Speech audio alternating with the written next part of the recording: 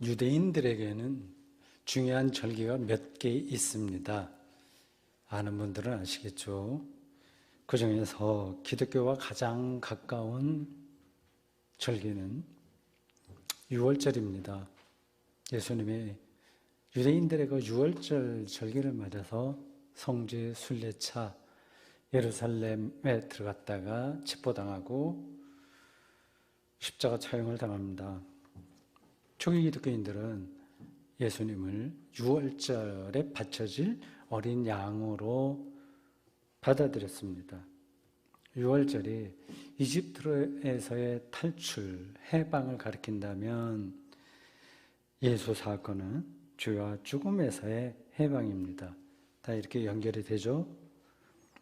유대인들은 유월절에 만찬을 먹었다면 기독교인들은 예배 때 성찬식을 했습니다. 그 외에도 기독교가 유대교의 유월절과 연관되는 일들은 많습니다. 기독교 신앙을 우리가 깊이 이해하려면 그러니까 유월절의 의미를 잘 아는 게 그 무엇보다도 중요합니다. 그 유월절 이야기가 처음으로 등장한 대목이 바로 오늘 설교 본문인 출애굽기 12장 1절에서 14절입니다. 그때로 제가 돌아가서 어떤 이야기를 하려고 하니까 감격스럽습니다. 그냥 쉽게 얘기해서 아주 특별한 어떤 세리머니가 펼쳐지는 순간입니다. 그때로 지금부터 3,300년 전 저 이집트죠. 고센 땅이라고 하는 그곳에서 벌어졌던 이 유월절 첫 번 의식을 여러분들에게 설명해야 됩니다. 그쪽으로 좀 안내해 보겠습니다. 모세는 지금 소수민족으로 살고 있는 자기 민족 유대인, 그 당시에는 히브리인이라고 주로 불렸는데 그들을 약속의 땅 가나안으로 끌어가라고 하는 명령을 하나님으로부터 받습니다. 당시 초강대국인 이 이집트를 상대로 이런 명령을 수행한다고 하는 것은 어떤 영화 제목처럼 미션 임파시블이죠. 미션 임파시블, 불가능한 미션에 가까웠습니다. 이집트의 파라오는 당연히 모세의 제안을 단칼에 거절했습니다. 모세는 이제 이 이집트의 파라오하고 협상을 벌이는데 하나님의 재앙을 무기로 삼습니다. 그래도 파라오는 물러서지 않았습니다. 이런 밀고 당기는 협상이 상당히 오래 지속되었습니다. 그 사이에 9가지 재앙이 내렸어요. 나일강이 피로 변했다든지, 개구리 때 파리, 가축의 떼죽음, 악성 종기, 우박, 메뚜기 때 흑암이 이것입니다. 고대 이집트에서 나일강 유역인 그곳에서 종종 일어날 만한 현상이었습니다. 자연과학이 엄청나게 발전한 지금도 이 바이러스 하나 처리하지 못하고 있으니 3,300년 전이야 우리가 뭐 말을 더 보탤 필요가 있겠습니까? 이제 마지막 단판 9개까지만 내리고요. 하나 남아 있었던 그 바로 직전, 그러니까 마지막 단판에서 파라오는 모세에게 이렇게 말합니다. 물러가라. 내 눈앞에서 꺼져라. 다시 한번 네가 내 앞에 나타나면 그때 죽을 줄 알아. 이렇게 겁을 줬습니다.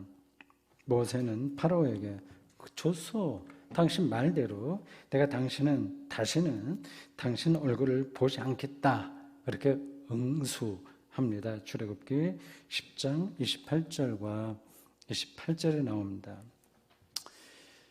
이제 마지막 재앙을 하나 남겨놓고 있습니다. 우리는 그게 뭔지 알죠.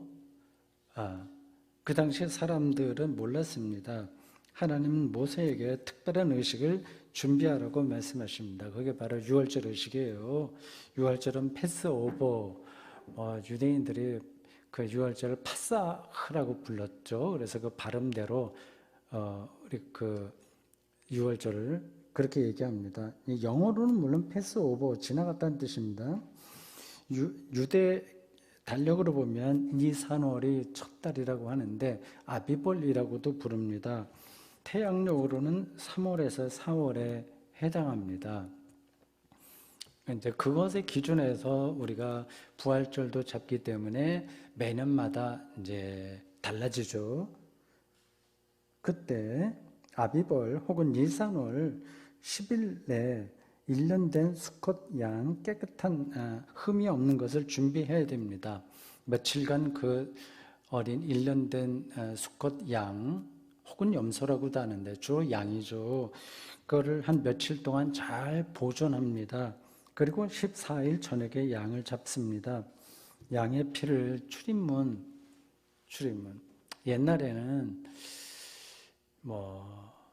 여러 가지 이유로 출입문도 그렇게 크지 않았습니다.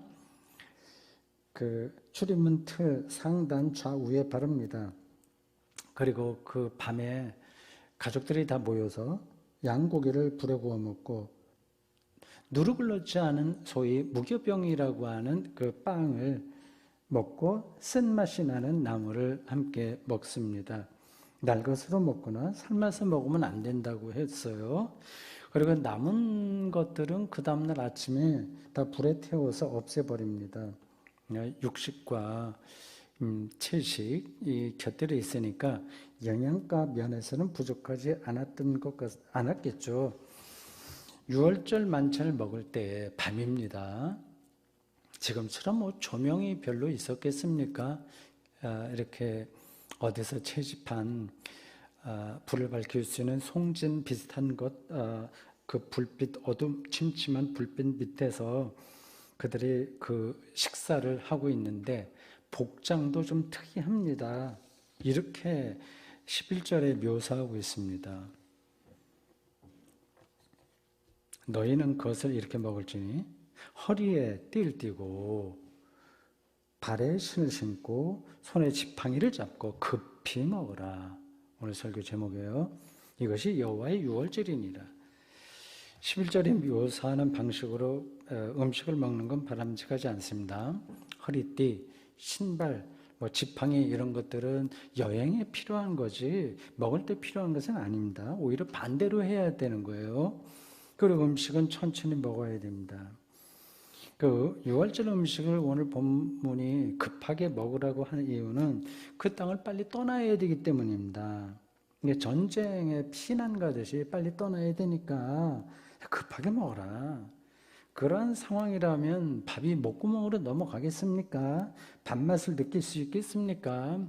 당장 손에 들 수 있는 보따리 몇 개, 그리고 달구지나 아니면 지게에 올릴 수 있는 물품을 몇 개 간수해서 떠나야 됩니다. 속히 떠난다는 이 절박한 심정으로 유월절 음식을 지금 유대인들은 준비해야 합니다. 이런 유월절 신앙, 곧 떠난다, 급하게 일을 처리해야 된다고 하는 이 신앙은 광야 40년을 통해서 유대인의 역사에 그 맥을 이어갑니다. 그들은 아무 데서도 편안하게 머물지 못했습니다. 짐을 잠시 풀고 소위 말해서 유목이라고 하죠. 노마드 정신이라고 하는데 이따가 다시 떠나야만 했습니다. 가나안에 들어가서 겨우 정착했습니다.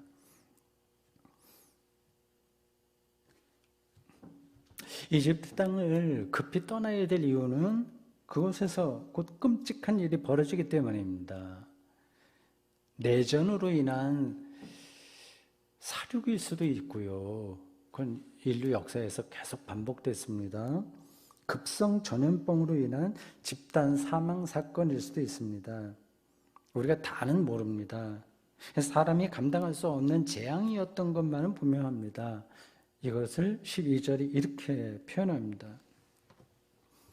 내가 그 밤에 애굽 땅에 두루 다니며 사람이나 짐승을 막론하고 애굽 땅에 있는 모든 처음 난 것을 다 치고 애굽의 모든 신을 내가 심판하리라. 나는 여호와라.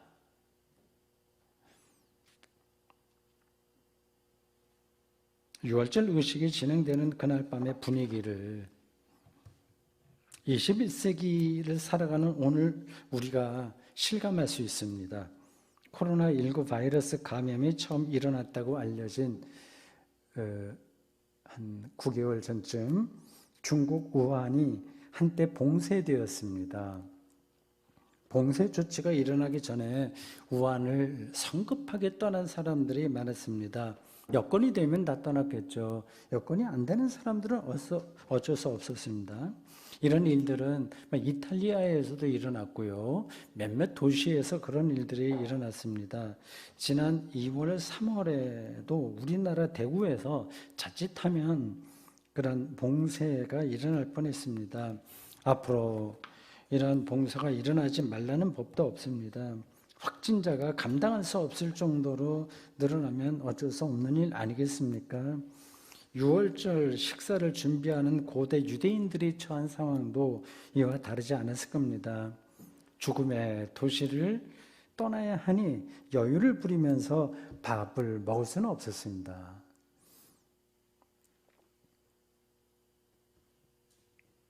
저는 오늘 본문을 읽으면서 당시 한 유대인 가정을 구체적으로 생각해 봤습니다. 제가 그 유대인 가정의 아버지일 수도 있고요, 자식일 수도 있고, 아내일 수도 있고 합니다. 아무래도 좋습니다. 지금껏 듣지도 못하고 보지도 못한 끔찍한 10번째 재앙이 이집트 전역을 휩쓸 겁니다. 유대인들이 살고 있는 지역도 마찬가지입니다. 여기서 누가 살아남을 것인지, 아니면 모두가 그런 재앙에 휩쓸 것인지 극도로 불안합니다. 여러분들이 이런 일 읽으면서 그렇지, 이집트 사람들만 죽지 우리는 살아날 거야, 이래서 희망찬 노래를 불렀다고 생각하면 큰 오해입니다. 서로 말을 섞기도 어려웠을 겁니다. 극도로 불안한데 무슨 말을 하겠습니까? 하나님이 자신들을 지켜준다는 말을 듣긴 들었지만 그런 말만 듣고 마음 편히 그날 밤을 지낼 수는 없었습니다. 온갖 망상에 시달립니다. 죽음의 천사가 자신들을 이집트 사람들과 확실하게 구분하지 못할지도 모르는 겁니다. 이집트를 떠난다고 해도 자신들의 생명이 부지된다는 보장은 없습니다. 사실은 이집트 나일강 아주 비옥한 땅인 고센보다 더 좋은 지역은 없었습니다. 그들은 하나님이 모세에게 내린 말씀에 따라서 최대한 제가 상상하기에 말은 줄이고, 우리가 제사 지낼 때 그렇게 하듯이, 제가 어렸을 때 그 느낌이 다 있어요. 우리 집에서도 제사를 드리는데 분위기가 어떤지 압니다. 그렇게 유월절 의식을 하나하나 진행할 뿐입니다. 양을 잡습니다. 피를 문틀에 바르고 몇 가지 음식을 장만합니다. 그리고 곧 여행을 떠나는 복장으로 준비된 음식을 급히 먹었습니다. 먹는 둥 마는 둥. 유대인들은 두렵고 떨리는 마음으로 대대손손 유월절 의식을 지켰습니다. 예수님도 지켰습니다. 오늘 본문 마지막 절 14절이 이렇게 말합니다. 너희는 이 날을 기념하여 여호와의 절기를 삼아 영원한 규례로 대대로 지킬지니라. 밥을 급하게 먹을 수밖에 없을 정도로 상황이 다급하다는 사실을 아는 사람은 중요하지 않은 일에 매달리지 않습니다. 그걸 느끼지 못하는 사람은 중요하지 않은 일에 매달려서 삽니다. 중요하지 않은 일이 무엇인지 구분하는 게 물론 쉽진 않아요. 우리는 늘 일상에서 모든 게 중요한 것처럼 이렇게 치이면서 살아가기 때문입니다. 유월절 만찬을 준비하던 유대인들의 일상에도 많은 일들이 있었습니다. 돈을 누구한테 빌려 쓸 수도 있고 빌려줄 수도 있으면 받아야 되는 거죠. 그게 급한 거예요. 오래 준비해서 벌여놓은 사업도 있습니다. 이집트 정부에서 실시하는 공무원 시험을 준비 중인 젊은 유대인들도 많았을 겁니다. 지금 우리가 중요하고 시급하다고 생각하는 모든 일들이 그들에게도 똑같이 있었습니다. 인생살이에서 절체절명의 어떤 순간을 붙들고 사는 사람들에게는 이런 일들은 중요한 게 아닙니다. 집에 불이 났다고 생각해 보십시오. 여전히 식탁에 앉아서 근사하게 밥을 먹고 커피 한잔하고 하겠습니까? 독서 산매에 빠지거나 유튜브로 멋진 음악을 감상할 분들은 없습니다. 집이 불났단 말이죠. 가족이 집에서 빠져나오는 일 외에는 다른 거는 다 중요하지 않습니다.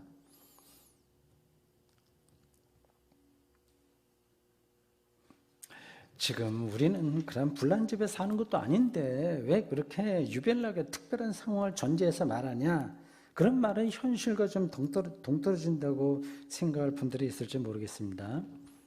네, 표면적으로만 보면 세상은 잘 돌아갑니다. 요즘 코로나19로 인해서 일상이 크게 흔들리지만 그래도 절망적이진 않습니다. 얼마 지나지 않으면 적절한 백신이 개발될 거고 그것으로 또 돈을 버는 사람도 있을 거고요. 그리고 치료제가 더 적절하게 개발될 거고 모든 일상이 회복될 겁니다. 저는 이 코로나 일어나기 전이라고 하더라도 우리의 실존에는 우리의 삶의 중심에는 10번째 마지막 재앙을 앞둔 이집트의 상황과 다르지 않은 게 있다고 생각합니다. 우리가 그냥 평안하다고 생각하는 일상 자체가 사실은 폭풍 전야의 고요함과 비슷합니다. 안 그렇게 생각하시는지요? 지금 아무리 젊고 건강하고 행복하게 살아도 언젠가는, 아니 곧 죽는다는 사실만을 가리키는 게 아닙니다. 저는 그런 걸로 여러분들을 겁주고 싶은 생각이 전혀 없습니다. 우리가 평안하다고 생각하는 일상 자체 안에 또는 그 일상 근처에 이미 죽음의 천사가 대기하고 있습니다. 그걸 제가 어떻게 설명하면 될까요? 설명이 가능할지 아닐지 모르겠습니다. 예를 들면 이렇습니다. 서울 강남 지역의 아파트 값이 천정부지로 올랐다 뭐 했다 해서 지난 몇 달간 야단 법석이었습니다. 지금은 조금 잠잠해졌네요. 그 와중에 갭투자, 영끌 무슨 뜻인지 아시는지요? 저도 몰랐다가 이제 알았습니다. 패닉 바잉이라는 신조어도 등장했습니다. 이에 대한 책임이 잘못된 정책을 펼친 정권에 있는지 토목 건설업자와 언론의 야비한 결탁으로 벌어진 일인지 아니면 자본주의의 숙명인지 제가 잘 모르겠습니다. 다만 그 와중에 모두가 서로 헐뜯는 방식으로 대결했다는 사실만은 분명히 알겠습니다. 아파트 값이 올라갔냐 내려갔냐 보다도 국민 모두의 정신건강에 큰 해가 됐다고 하는 게 더 심각한 문제가 아닐까요?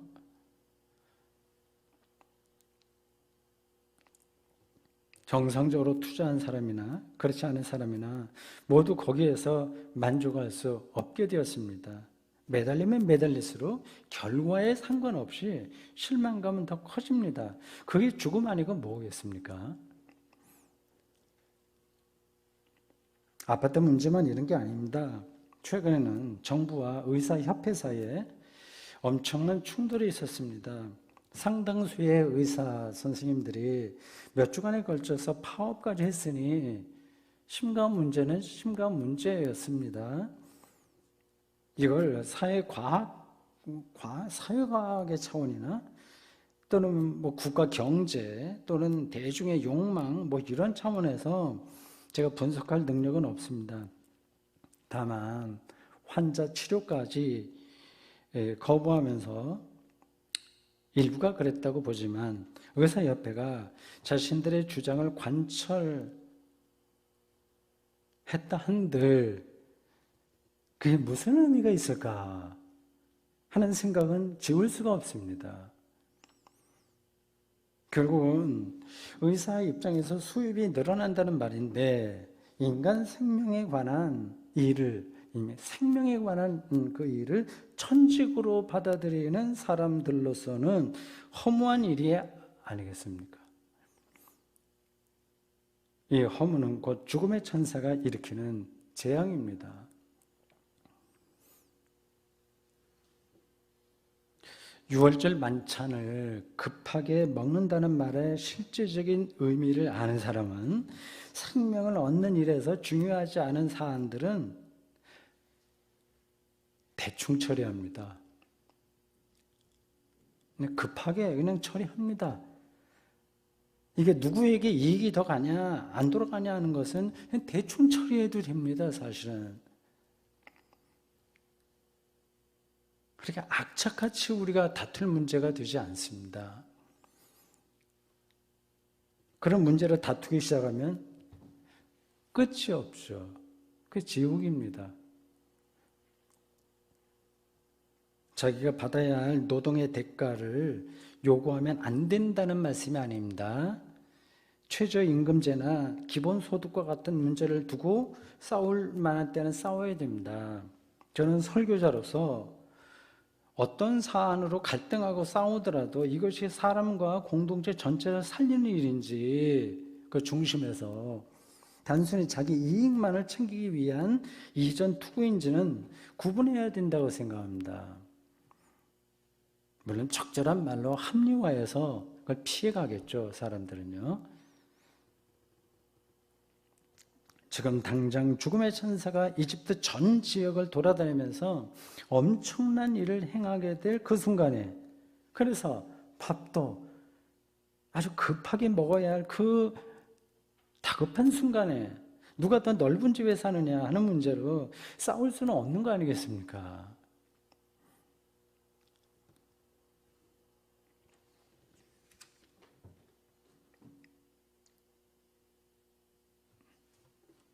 앞에서 저는 유월절 의식에서 하나의 유대인들의 종교 의식이었습니다.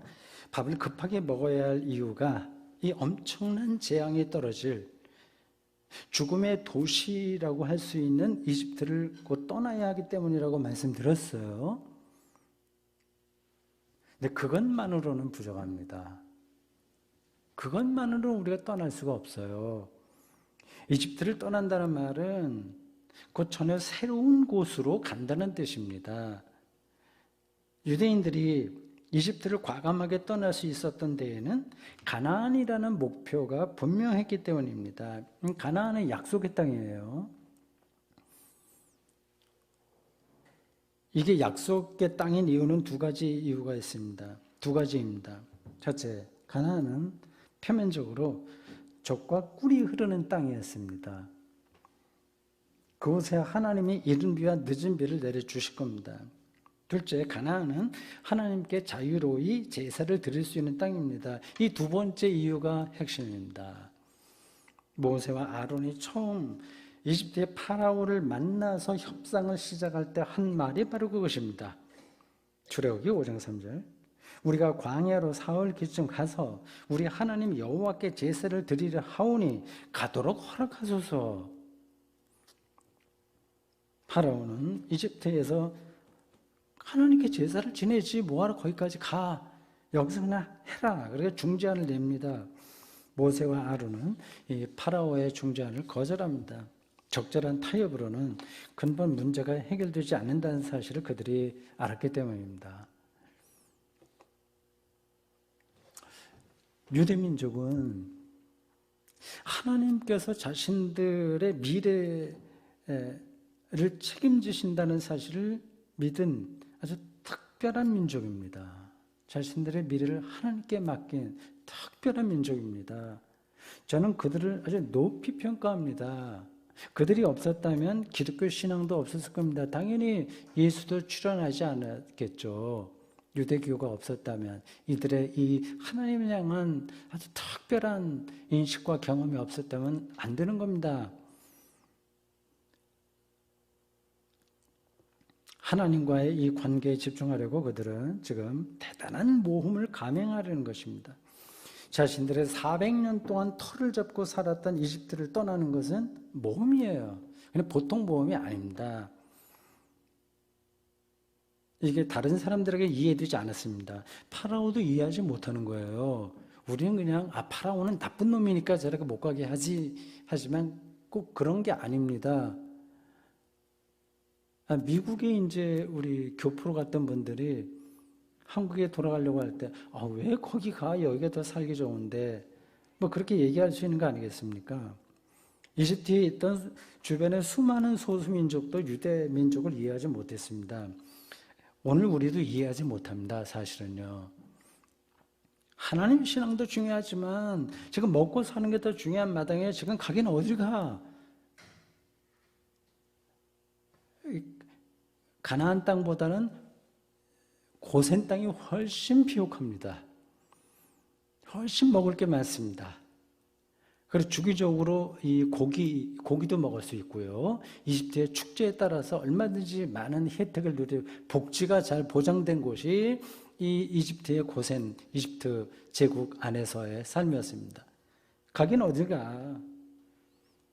그런 생각을 하는 사람은 이집트를 떠날 수 없습니다. 유대민족이 이집트를 떠날 수 있었던 때에는 모든 복지를 포기하고 떠날 수 있었던 때에는 창조주 하나님만이 자신들의 생명을 지켜주실 수 있는 분이라는 사실을 믿었다는 데 있습니다.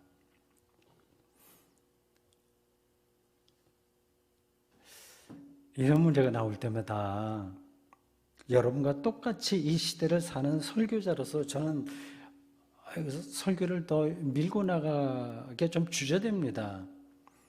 자본주의 체제 아래서는 기독교인들이 하나님을 생명의 주관자로 그리고 집행자로 경험하기가 좀 어렵기 때문입니다.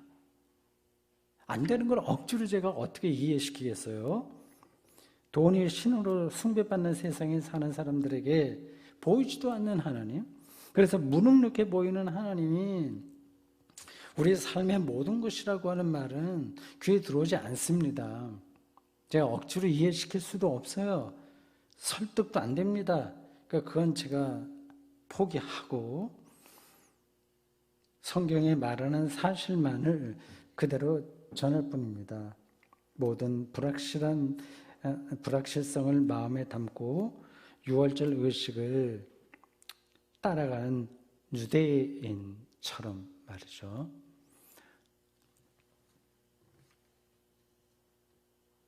유월절 공동체인 유대민족이 하나님 안에서만 생명을 얻을 수 있다고 생각했다는 말은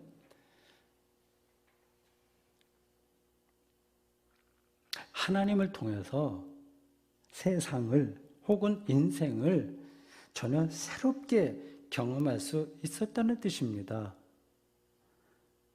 그 사실을 선지자들은 말씀을 기록했습니다.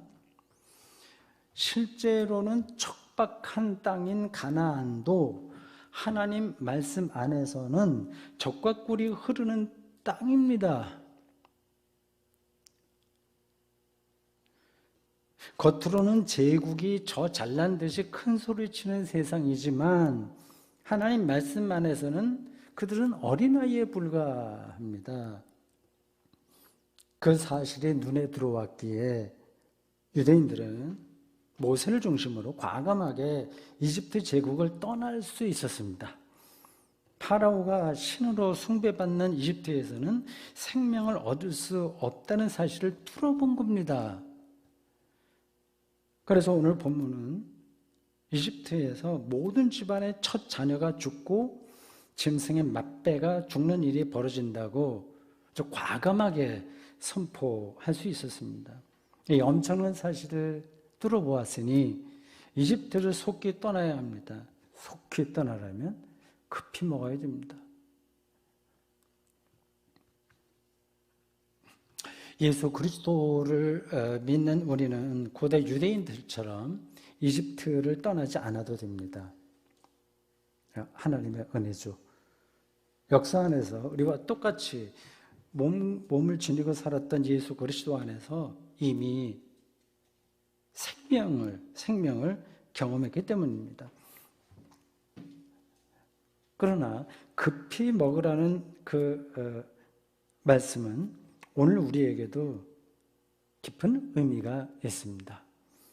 예수 그리스도를 통해서 우리에게 주어진 하나님의 사랑이 너무 크고 소중하기에 무엇을 먹을까, 무엇을 그럴듯하게 먹을까 하는 일에 신경을 덜 써도 됩니다. 더 정확하게는 안 써도 됩니다. 우리는 그걸 허락받은 사람들입니다. 이 세상에서 많은 것을 골고루 챙겨 먹지 않아도 괜찮으니까 마음 놓으십시오. 대신 예수에게 가까이 가는 일에 힘쓰십시오. 이를 통해서 여러분은 하나님의 생명세계에 들어갈 것입니다. 아멘. 기도하겠습니다. 하나님, 오늘 저희들 3300년 전에 모세를 통해서 주신 유월절 의식에 대한 말씀을 들었습니다.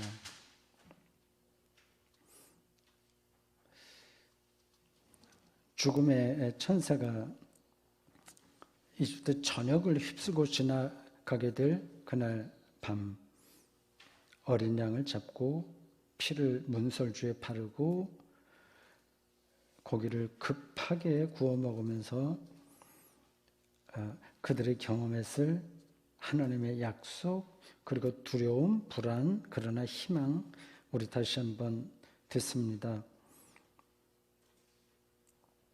너무 많은 것에 우리의 마음이 분산되어서 정작 중요한 것을 놓치고 삽니다.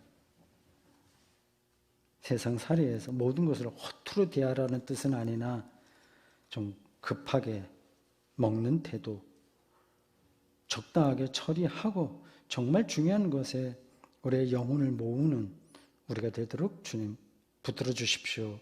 예수님의 이름으로 기도합니다. 아멘.